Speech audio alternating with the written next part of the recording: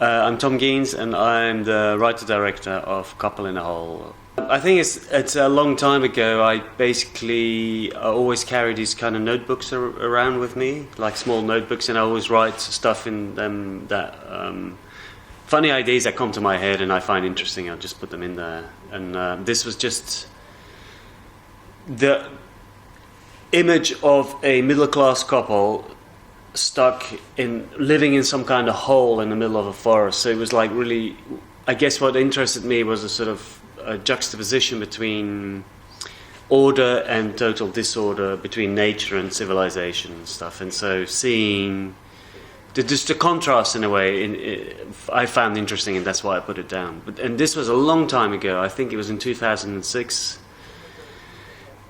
or something, or I don't know, maybe earlier. And I think in 2006 I started to I go through these things and then go through these books and then pick out ideas that I find interesting, and then I start to sort of say, okay, could I do something with this? And then it became a one-pager, I think. And then I started getting involved with other projects, and so I left it aside. And then in 2009, after I did my first feature film, Monteur,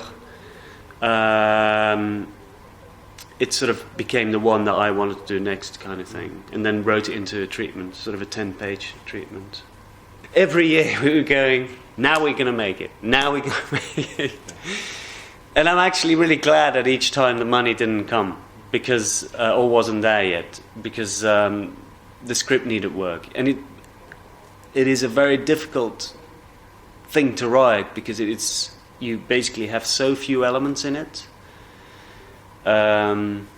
There's four characters, a hole, a village, a barn, and some woods, and that's it. And so basically, to get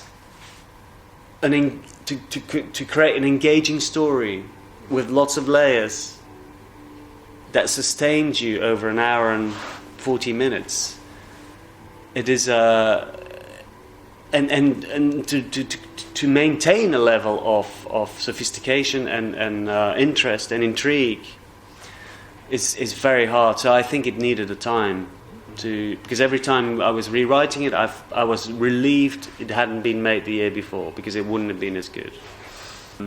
I guess what I'm trying to do every time is to come up with something where the audience goes, or the audience wants to go and see what is he going to do now, kind of thing. That's kind of sort of where I want to, sort of the little niche I want to carve out, in a way where you almost get a carte blanche to sort of surprise and try, because in a way that's what I tried to do with this story very much. It's a very familiar story of grief, but it's set in a totally different environment. Do you see what I mean? I could have very easily put this couple in an apartment in, I don't know, in the suburbs somewhere, and have them let them isolate themselves from their community.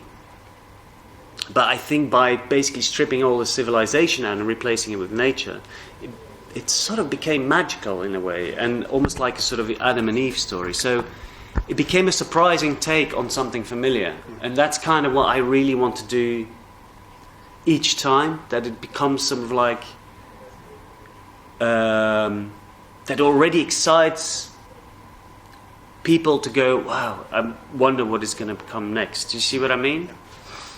I think it's also in the film in a way. I think when I speak to a lot of people after they've seen the film, there's always an element of like, I just didn't know what was going to happen next. I just didn't have a clue. And so you keep watching because you want to find out. And in a way, that's how I kind of want that's the way I see the way I want to do my films, basically.